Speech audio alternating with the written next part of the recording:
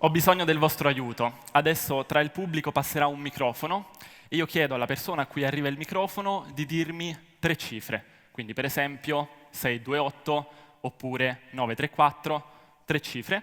Io le andrò a scrivere alla lavagna e poi chiedo alla persona con il microfono di passarlo alla persona a fianco, avanti o indietro, che ripeterà lo stesso procedimento, il tutto con il silenzio assoluto. Possiamo iniziare. 2, 5, 4. 9, Un attimo, 1, fatemi finire, ok? 9, 1, 6. 3, 5, 7. 4, 5, 9. 6, 6, 9. 1, 3, 9. 7, 4, 5. 8, 3, 4.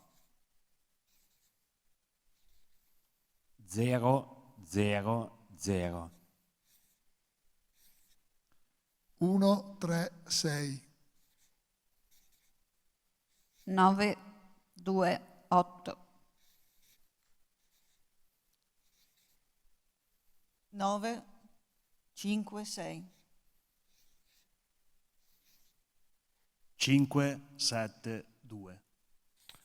5, 7, scusami? 2. 2. 2, 3, 5. 2, 3, 5. 8, 6, 4. 2, 1, 3. Ok, siamo alla fine. Vi ringrazio. Adesso mi prenderò circa 1 minuto per memorizzare queste cifre. Scherzavo. Le ho già memorizzate.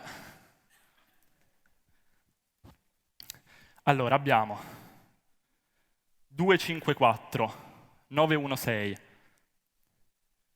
357, 459, 669,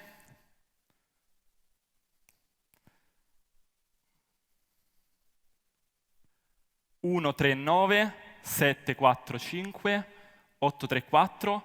Adesso per alzare un po' il livello, la prossima riga la ripeterò al contrario, quindi dall'ultima tripletta alla prima. Abbiamo 956, 928, 136, 000. Adesso nell'ultima riga ripeterò sia le triplette al contrario, ma anche le singole cifre all'interno delle triplette. Quindi abbiamo 3, 1, 2, 4, 6, 8,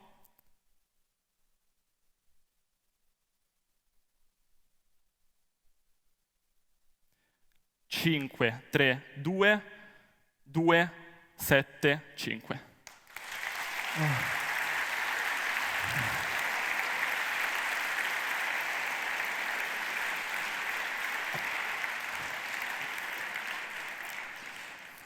Grazie. Per fare questa dimostrazione e più in generale per fare quello che noi atleti della memoria facciamo, e ci piace inserire la parola atleti nel nome per sembrare meno nerd, dicevo, per farlo usiamo delle tecniche, le tecniche di memoria, senza le quali sarebbe impossibile fare qualcosa di questo tipo, perché una normale memoria naturale è molto, molto limitata, e quello che fanno le tecniche è rimuovere questo limite, andando a convertire le informazioni in qualcosa di infinitamente più semplice da digerire per la nostra mente, ovvero le immagini. Ad esempio, prima le cifre 254, 916 nella mia mente erano diventati un camino dal quale usciva Shrek e poi c'era Super Mario che mangiava una scrivania. E poi quello che faccio è usare una seconda tecnica, il palazzo della memoria, che mi permette di riempire, di popolare casa mia con queste immagini, seguendo un ordine preciso, così che la mia mente possa recuperarle con estrema facilità, pregando sempre che quando rientro a casa io non incontri le immagini di prima. Tecniche che hanno tantissimi risvolti pratici. Io infatti le ho inizialmente imparate per studiare più velocemente a scuola, anche se i professori non erano contenti nel vedermi memorizzare i mazzi di carte durante le lezioni. Ma quello che mi ha sempre affascinato ancora di più e che mi ha portato ad intraprendere questo percorso è che le tecniche ci offrono la possibilità di fare delle cose che riteniamo impossibili e quindi di superare i nostri limiti. E c'è un'altra abilità nascosta che permette di fare tutto questo, di dare il massimo, di superare i nostri limiti. Arriviamo insieme alla risposta. Adesso vi mostro delle immagini di alcuni personaggi particolari. Marcel Jacobs, campione olimpico dei 100 metri. Iago, scultore che è stato definito il nuovo Michelangelo. E lui è Eduardo Rodriguez, uno dei chirurghi più bravi al mondo nel trapianto totale di faccia. Cosa hanno in comune queste tre categorie mentre sono al lavoro? E cosa ho in comune io con questi top player assoluti, anche se non salvo vite, non vinco le Olimpiadi e non costruisco sculture incredibili? Cosa abbiamo in comune noi, memory athletes, con loro? E più in generale, qual è quella capacità che permette a tutti noi di dare il massimo in quello che facciamo? La capacità di immergerci, di eliminare tutto il resto, la capacità di concentrarci al massimo. Infatti, a seguito di uno studio condotto proprio su noi memorizzatori competitivi, è stato affermato: una delle differenze più grandi tra gli atleti mnemonici e il resto di noi consiste in un'abilità cognitiva che non è misura diretta della memoria, ma dell'attenzione. Significa che anche nel nostro caso la vera differenza la fa la concentrazione. Stessa capacità che permette ai personaggi di prima, insieme alla loro lunghissima preparazione, di dare il massimo in quello che fanno. E lo stesso vale per altre categorie. Un informatico, un manager impegnato nel prendere decisioni difficili, un artigiano alle prese con un lavoro manuale. E in quei momenti, se le cose vanno come devono andare, non esiste nient'altro, sfociando a volte addirittura nel cosiddetto stato di flusso, flow in inglese, nome dato dallo psicologo ungherese Mihaly Csikszentmihalyi. E ho chiaramente dovuto usare le tecniche per ricordare il nome e per ricordare questo discorso. Nello stato di flusso non solo si performa al meglio, ma ci si sente anche benissimo, totalmente immersi, totalmente in controllo della situazione, talmente tanto da rendere facile e automatico qualcosa di difficilissimo. Questo è il massimo stato di concentrazione, molto difficile da raggiungere. Adesso vi mostro un video. Questo sono io durante una gara di memoria, mentre memorizzo un mazzo di carte in 15 secondi. Cosa notate di particolare? Intanto quel paraocchi che mi permette di eliminare il resto del mondo. E poi, se notate, mi muovo in un modo particolare, molto concitato, ma io in quel momento neanche lo so che mi sto muovendo in quel modo. Quell'elemento lì non esiste proprio nella mia mente. Ci sono solo le immagini che scorrono nel palazzo della memoria, permettendomi di memorizzare circa 7 informazioni al secondo. Questo è un altro esempio di stato di flusso. Ecco, la concentrazione nella nostra epoca è una delle abilità più preziose e ricompensate in assoluto, come ci fa notare Cal Newport nel libro Deep Work. Perché viviamo in un mondo nel quale dobbiamo imparare continuamente qualcosa di nuovo, fare attività mentalmente difficili e stressanti. Una delle abilità più ricercate. Ma c'è un problema, è anche una delle meno sviluppate, con la soglia dell'attenzione che viene sempre di più colpita, indebolita, costringendomi a mettere video di questo tipo mentre parlo per tenervi agganciati. C'è seriamente un trend sui social nel quale i video divulgativi vengono affiancati ad animazioni di questo tipo, perché sennò il tutto risulta troppo noioso. È drammatico. Quanti di voi ritengono di avere un qualche problema con la concentrazione? Io anche alzo la mano perché con più concentrazione potrei fare meglio quello che faccio, e vedo che è lo stesso per la maggior parte di voi. Soprattutto al giorno d'oggi, dove siamo bombardati di continuo da distrazioni, novità, opportunità, dove ogni giorno c'è qualcuno che è più bello di noi, più bravo, più di successo. Non se ne può più. Adesso vediamo le immagini di una persona durante una routine di lavoro media. Ho chiesto all'intelligenza artificiale di generarmi queste immagini, una persona durante una routine di lavoro media, e questa è la prima. Non è proprio un'immagine di concentrazione, figuriamoci di flusso. Mi sembra abbastanza accurata. E questa è la seconda. anch'essa abbastanza accurata, ad eccezione del fatto che di braccia ne abbiamo solo 2, ma di cervello ne abbiamo addirittura 1 solo. Eppure ci ostiniamo a fare più cose contemporaneamente, a passare da un'attività all'altra, a farci interrompere. Adesso immaginiamo i nostri performer di prima fare la stessa cosa. Immaginiamo un atleta durante una gara che controlla le notifiche di WhatsApp, i like di Instagram, anche qui l'AI ci aiuta, salutiamo Marcel, oppure, peggio, il nostro chirurgo che tra una fase e l'altra dell'operazione controlla il telefono. Ci sei per una rapida call? Ti chiamo 5 minuti? Non è un segreto che il nostro telefono e tanti altri elementi siano un'enorme distrazione, ma, altra brutta notizia, è peggio di quanto pensiamo. Perché quando veniamo interrotti durante un'attività difficile, non è solo il tempo dell'interruzione ad essere perso, ma anche quello successivo. Infatti, uno studio dell'Università della California Irvine ha stimato che, a seguito di un'interruzione, per tornare allo stesso livello di concentrazione precedente, siano necessari in media 23 minuti. E un altro studio ha stimato che, in media, il 28% del tempo lavorativo viene speso in interruzioni e tempi di recupero. Un disastro. Tutto questo va in completa opposizione con i principi della concentrazione e con la possibilità di raggiungere lo stato di flusso. Ma perché non ci trattiamo come degli atleti?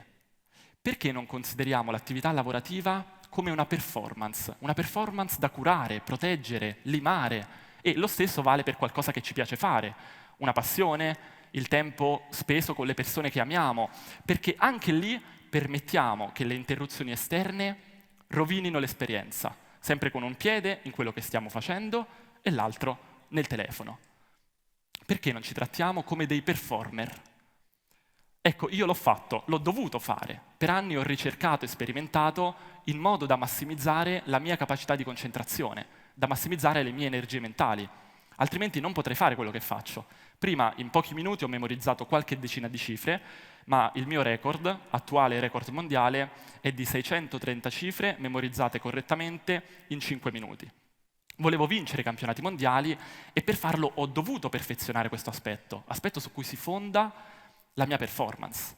E adesso quello che ho imparato lo insegno per aiutare gli altri a fare lo stesso, e oggi, nei pochi minuti che mi sono rimasti, voglio condividere con voi 5 strategie pratiche per ritrovare la vostra concentrazione.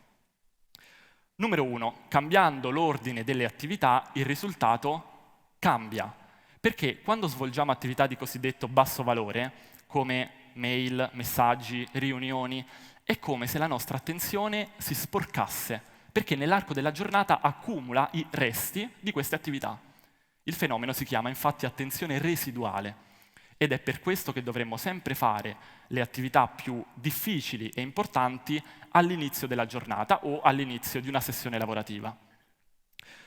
Numero 2, non siamo un interruttore della luce. Non possiamo fare continuamente on e off passando da un'attività all'altra pensando che non cambi nulla, sempre a causa dell'attenzione residuale. La concentrazione ha bisogno di lunghi periodi ininterrotti e poi, dopo, possiamo condensare in un unico blocco le attività di basso valore. Numero 3, meno tempo uguale più tempo. Il classico errore che si fa quando si vuole produrre di più è lavorare di più. Errore, perché è un errore che è difficile da eliminare, ma proviamoci. Proviamo a fare il contrario, a darci un po' meno del tempo che riteniamo sia necessario e a non consentire nessun tipo di proseguimento oltre quell'orario limite, anche per costringerci a selezionare le attività davvero importanti. Poi abbiamo tutti 24 ore, eppure ci sono delle persone che riescono a dare molto di più. Evidentemente la differenza non sta nel quanto, ma nel come, e gran parte del come si basa sulla concentrazione. Dandovi meno tempo avrete risultati inaspettati. Numero 4. Spegnete la radio. Insieme alla capacità di concentrarci, ne abbiamo persa un'altra, quella di non fare nulla, di accettare il silenzio. Quindi sperimentate alcuni momenti di nulla durante la giornata, iniziando spegnendo la radio in macchina o la musica mentre fate sport ed esplorando le sensazioni. Numero 5. Trattate la mente come un muscolo. Quando facciamo sport portiamo i nostri muscoli leggermente oltre il loro limite, costringendoli a rafforzarsi. Perché non fare lo stesso con la nostra mente? Quindi ogni giorno, anche solo 10 minuti, dedicatevi ad un'attività mentalmente difficile. Mettetevi davanti ad una sequenza di numeri o di parole da memorizzare. Io ho iniziato esattamente così, 10 minuti al giorno. Oppure provate a risolvere il cubo di Rubik o sotto la doccia girate la manopola dell'acqua sul freddo. Adesso, per aiutarvi a ricordare queste 5 strategie, useremo insieme una tecnica di memoria. Seguitemi. Immaginate un bibliotecario, simbolo dell'ordine. Numero 1, l'ordine delle operazioni. Un bibliotecario che continua a premere un interruttore della luce, on-off, on-off. Numero 2, non siamo un interruttore della luce. Questo interruttore ad un certo punto esplode e ne fuoriesce un'enorme clessidra, simbolo del tempo. Numero 3, meno tempo uguale più tempo.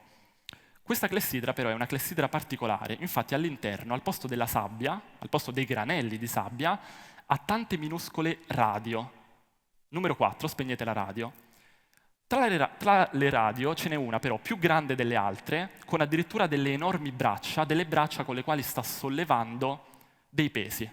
Numero 5, trattate la mente come un muscolo.